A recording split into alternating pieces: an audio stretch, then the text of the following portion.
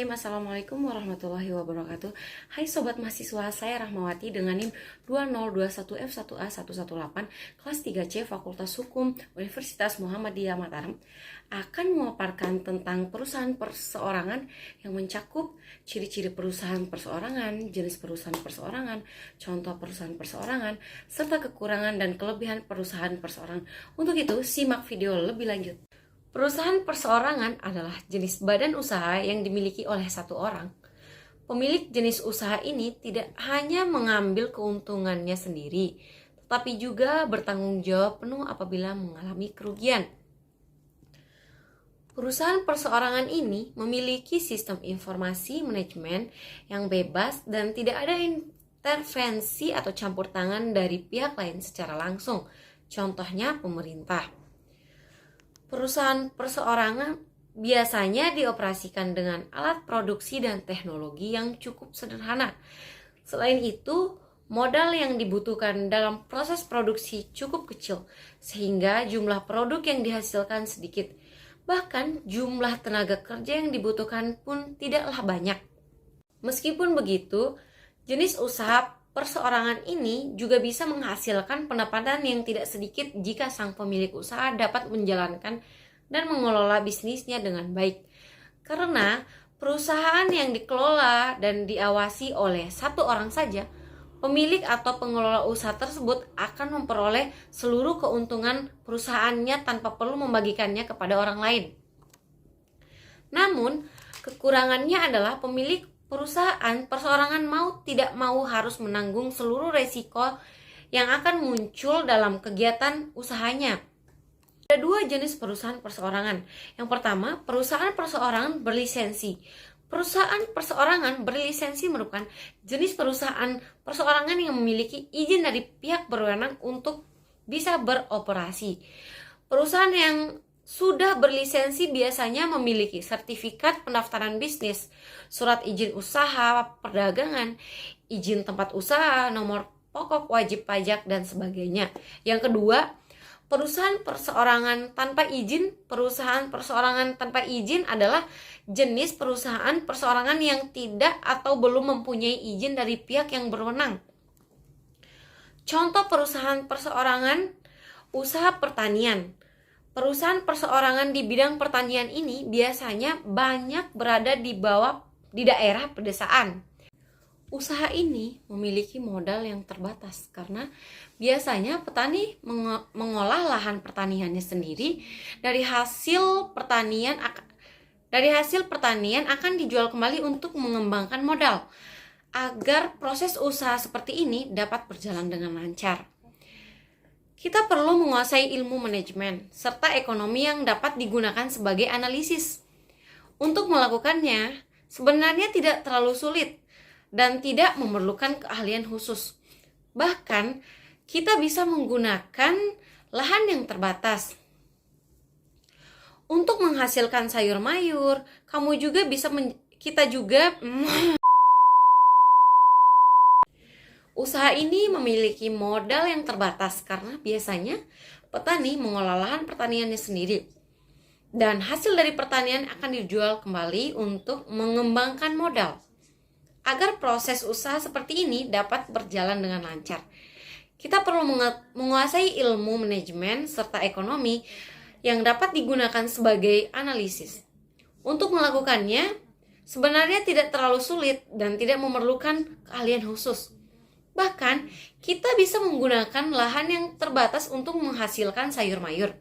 Kita juga bisa menjadikan usaha pertanian ini sebagai pekerjaan sampingan untuk menghasilkan penghasilan tambahan. Contoh pengusaha perorangan di bidang pertanian antara lain: yang pertama, budidaya tanaman hias. Yang kedua, usaha tanaman hidroponik. Yang ketiga, jual beli bibit tanaman. Yang keempat, produksi pupuk tanaman. Yang kelima, usaha tanaman rempah. Yang keenam, jual sayur dan buah organik. Industri kecil jenis usaha. Industri kecil ini bisa dilakukan secara perseorangan karena dapat dimulai dari modal yang kecil. Selain modal sendiri yang tidak terlalu besar, karena usaha industri kecil juga biasanya memiliki jumlah tenaga kerja yang tidak terlalu banyak, sekitar 5-19 orang.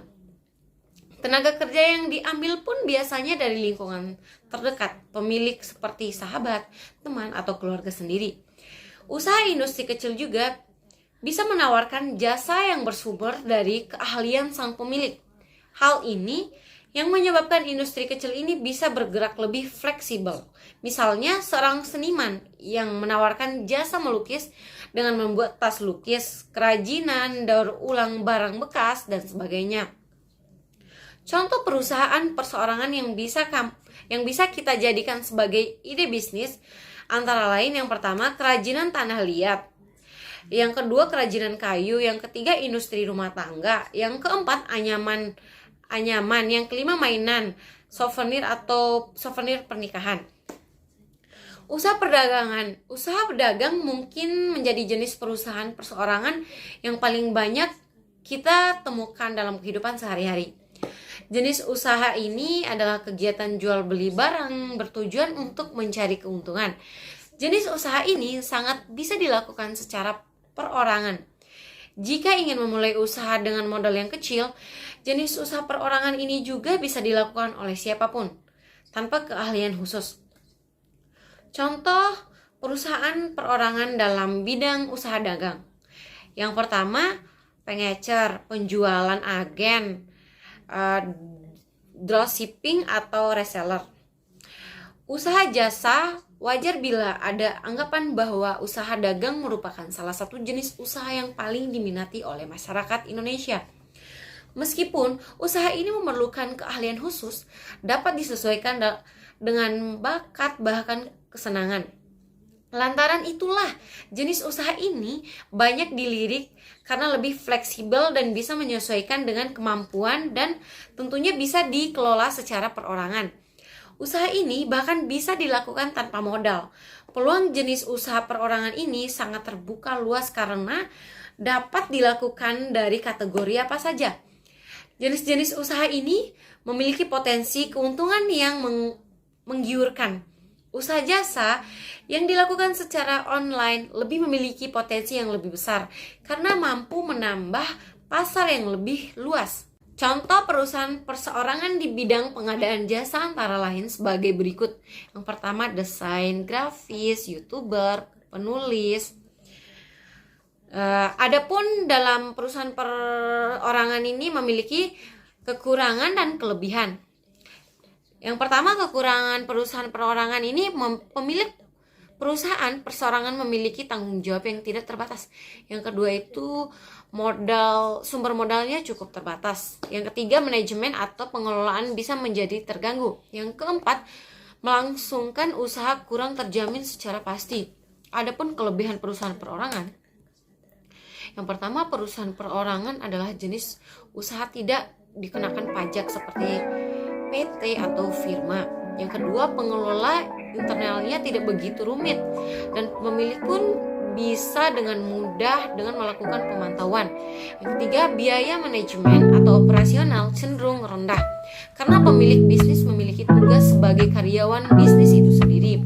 Yang keempat, tidak memerlukan proses administrasi hukum yang rumit seperti notaris hukum dan lain-lain.